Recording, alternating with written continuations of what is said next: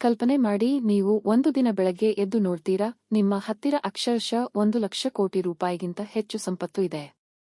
ನಂಬೋಕೆ ಕಷ್ಟ ಅಲ್ವಾ? ಆದರೆ ಭಾರತದ ಈ ದೇವಸ್ಥಾನಕ್ಕೆ ಇದು ನಿಜಕ್ಕೂ ನಡೆದಿತ್ತು. ಒಂದು ಕ್ಷಣ ಯೋಚಿಸಿ, ಇಷ್ಟು ದೊಡ್ಡ ನಿಧಿ ಎಲ್ಲಿಂದ ಬಂತು? ಕೇರಳದ ತಿರುವನಂತಪುರಂನಲ್ಲಿರುವ ಶ್ರೀ ಪದ್ಮನಾಭಸ್ವಾಮಿ ದೇವಸ್ಥಾನ ಸಾವಿರಾರು ವರ್ಷಗಳ ಇತಿಹಾಸವಿರುವ ಭವ್ಯ ದೇಗುಲ. ಹೊರಗಡೆ ನೋಡಿದ್ರೆ ಅದೆಷ್ಟೋ ಇತಿಹಾಸದ ಕತೆಗಳನ್ನ ಹೇಳೋ ಈ ದೇವಾಲಯದಲ್ಲಿ ಇನ್ನೂ ಎಷ್ಟೋ ನಿಗೂಢ ರಹಸ್ಯಗಳು ಅಡಗಿವೆ ಅನ್ನೋದು ಯಾರಿಗೂ ಗೊತ್ತಿರಲಿಲ್ಲ. ದೇವಸ್ಥಾನದ ಆಡಳಿತದಲ್ಲಿ ಪಾರದರ್ಶಕತೆ ಬೇಕು ಅಂತ 2011ರಲ್ಲಿ ಒಂದು ಖಾಸಗಿ ಅರ್ಜಿ ಬಂತು.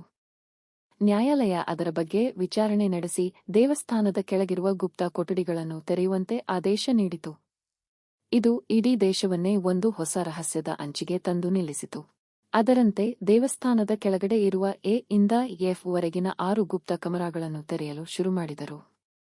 ಈ ಕಮರಾಗಳ ಬಗ್ಗೆ ಹಿಂದಿನಿಂದಲೂ ಅದೆಷ್ಟೋ ಕತೆಗಳು ಚಾಲ್ತಿಯಲ್ಲಿದ್ದವು.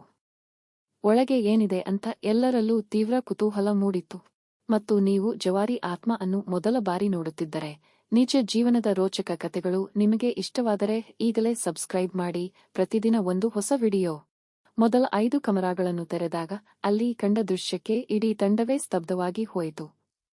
ಅದೆಷ್ಟೋ ಚಿನ್ನ, ವಜ್ರ ವೈಡೂರ್ಯಗಳು, ಅಪಾರ ಮೌಲ್ಯದ ಪ್ರಾಚೀನ ಆಭರಣಗಳು, ಚಿನ್ನದ ಪ್ರತಿಮೆಗಳು, ಇಡೀ ಕೋಣೆಗಳೇ ಮಿನುಗುತ್ತಿದ್ದವು. ಇದರ ಮೌಲ್ಯ 1,00,000 ಕೋಟಿ ರೂಪಾಯಿಗಿಂತ ಹೆಚ್ಚಿತ್ತು. ಈ ಆಸ್ತಿಯನ್ನು ನೋಡಿದ ಮೇಲೆ ಶ್ರೀ ಪದ್ಮನಾಭಸ್ವಾಮಿ ದೇವಸ್ಥಾನವು ಇಡೀ ಪ್ರಪಂಚದ ಅತ್ಯಂತ ಶ್ರೀಮಂತ ದೇವಾಲಯಗಳಲ್ಲಿ ಒಂದಾಯಿತು. ಇಡೀ ಭಾರತೀಯ ಸಂಸ್ಕೃತಿಯ ಶ್ರೀಮಂತಿಕೆಗೆ ಇದು ಒಂದು ಸಾಕ್ಷಿಯಂತಿತ್ತು. ಆದರೆ ಒಂದು ಕಮರ ಮಾತ್ರ ಹಾಗೆಯೇ ಉಳಿದಿತ್ತು. ವಾಲ್ಟ್ ಬಿ ಅನ್ನು ಮಾತ್ರ ಇನ್ನೂ ತೆರೆದಿಲ್ಲ. ಅಲ್ಲಿ ಪ್ರಾಚೀನ ಶಾಪವಿದೆ. ಅದನ್ನು ತೆರೆದರೆ ದೇಶಕ್ಕೆ ಆಪತ್ತು ಬರುತ್ತದೆ ಎಂಬ ನಂಬಿಕೆಯಿದೆ. ಅಲ್ಲಿ ಇನ್ನೂ ಅಪಾರ ಸಂಪತ್ತು ಅಡಗಿದೆ. ಆದರೆ ಅದನ್ನು ತೆರೆಯಲು ಯಾರಿಗೂ ಧೈರ್ಯ ಸಾಲುತ್ತಿಲ್ಲ. ಈ ರಹಸ್ಯ ಇಂದಿಗೂ ಹಾಗೇ ಇದೆ. ಒಂದು ಕಡೆ ಅಪಾರ ಸಂಪತ್ತು, ಇನ್ನೊಂದು ಕಡೆ ಪ್ರಾಚೀನ ಶಾಪದ ಭೀತಿ. ಈ ಕಮರ ಬಿ ಎಂದಾದರೂ ಅನಾವರಣಗೊಳ್ಳುತ್ತಾ? ಅಲ್ಲಿ ಏನಿದೆ ಅನ್ನೋ ರಹಸ್ಯ ಎಂದಾದರೂ ಹೊರಬೀಳುತ್ತಾ? ಈ ಬಗ್ಗೆ ನಿಮ್ಮ ಅನಿಸಿಕೆ ಏನು?